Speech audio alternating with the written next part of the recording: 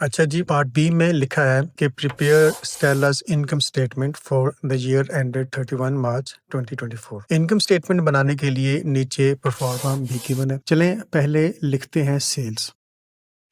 Sales तो given ही नहीं, लेकिन ये लिखा है कि Stella made all of her sales for cash. Stella's markup was 32%। हम इसी मार्कअप की हेल्प से सेल्स कैलकुलेट करेंगे। फिलहाल यहाँ एक एम्प्टी बॉक्स लगा लेते हैं। सेल्स में से सब्ट्रैक्ट कर लेते हैं कॉस्ट ऑफ सेल्स, और कॉस्ट ऑफ सेल्स कैलकुलेट करने के लिए ओपनिंग इन्वेंट्री से स्टार्ट करते हैं।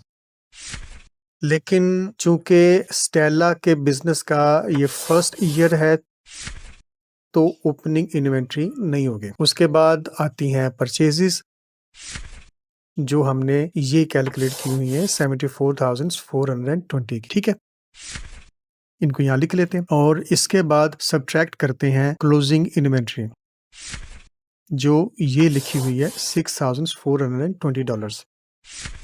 इनको भी यहाँ लिख लेते हैं। अब ये सब्ट्रैक्ट करने के बाद कॉस्ट ऑफ सेल्स आ गई है 68,000। ठीक, अब इस कॉस्ट ऑफ सेल्स को सब्ट्रैक्ट करेंगे सेल्स में से, लेकिन सेल्स तो गिवन ही नहीं, तो ग्रॉस प्रॉफिट या ग्रॉस लॉस कैसे कैलकुलेट होगा? फिर ग्रॉस प्रॉफिट कैलकुलेट करने के लिए हमें 32% मार्कअप का हिंट गिवन है। याद रखें कि मार्कअप हमेशा कॉस्ट पर कैलकुलेट किया जाता है, और यहाँ हमारी कॉस्ट का नेम है कॉस्ट ऑफ सेल्स। मार्कअप का मतलब ये होता है कि कॉस्ट पर कितना प्रॉफिट है, और यहाँ पर इसी प्रॉफिट को ग्रॉस प्रॉफिट कहते हैं। ठीक हो गया, चलें हम ग्रॉस प्रॉफिट कैलकुलेट कर लेते हैं। कॉस्ट ऑफ सेल्स यानी कि $68,000 का 32% बनता है 21,760। आपको पता ही है कि सेल्स में से कॉस्ट ऑफ सेल्स सब्ट्रैक्ट करें तो ग्रॉस प्रॉफिट कैलकुलेट होता है। ठीक है, अगर रीअरेंज करें यानी कि ग्रॉस प्रॉफिट में कॉस्ट ऑफ सेल्स ऐड करें तो सेल्स आ जाती हैं। ठीक हो गया, सो ग्रॉस प्रॉफिट है 21,760 का, इसमें ऐड करते हैं कॉस्ट ऑफ सेल्स 68,000 की, तो सेल्स बनती है 89,760, और इसको यहाँ एम्प्टी बॉक्स में लिख लेते हैं। ठीक हो गया, अब एक्सपेंसेस की बारी आ जाती है, तो एक्सपेंसेस सब्ट्रैक्ट कर लेते हैं। एक्सपेंसेस में सबसे पहले लिख लेते हैं रेंट एंड इंश्योरेंस,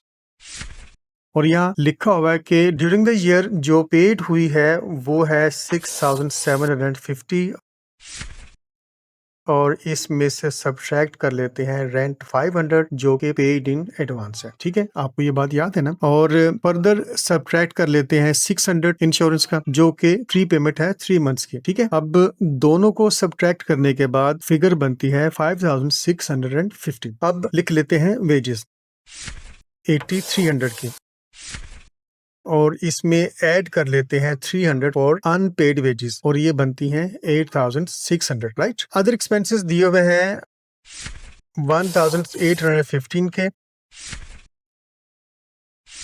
और इन अदर एक्सपेंसेस में $120 इंक्लूडेड हैं वेजेस एंड फ्लावर्स के। वैसे तो ये एसेट कंसीडर करना चाहिए, लेकिन स्टेला के बिजनेस की पॉलिसी ये है कि $150 से कम इनकट कॉस्ट हो तो वो रेवेन्यू एक्सपेंडिचर ट्रीट करता है। ठीक है, तो इसलिए हम इसको अदर एक्सपेंसेस में लिखेंगे। राइट, लेकिन इन $120 में 1/3 स्टेला के अपने घर के लिए, तो ये तो ड्राइंग्स हो गई, बिजनेस का एक्सपेंस तो नहीं है ये। फिर सो 120 का 1/3 जो कि बिजनेस का एक्सपेंस नहीं है, सब्ट्रैक्ट कर लेते हैं, और नेट अमाउंट बनती है 1,775। अब इन तमाम एक्सपेंसेस का टोटल बनता है 16,025, और जब इसको सब्ट्रैक्ट करते हैं ग्रॉस प्रॉफिट में से तो प्रॉफिट फॉर द ईयर आ गया 5,735। ठीक है, याद रखें कि 1 मार्क आपको करेक्ट सेल्स लिखने का मिलेगा, 1 मार्क आपको सही कॉस्ट ऑफ सेल्स लिखने का मिलेगा, और 1 mark correct gross profit calculate करने और यहाँ लिखने का मिलेगा, और 1 मार्क दोनों प्री पेमेंट्स को आइडेंटिफाई और यहाँ ट्रीट करने का मिलेगा, 1 मार्क करेक्ट वेजेस लिखने का, और 1 मार्क करेक्ट अदर एक्सपेंसेस लिखने का मिलेगा, और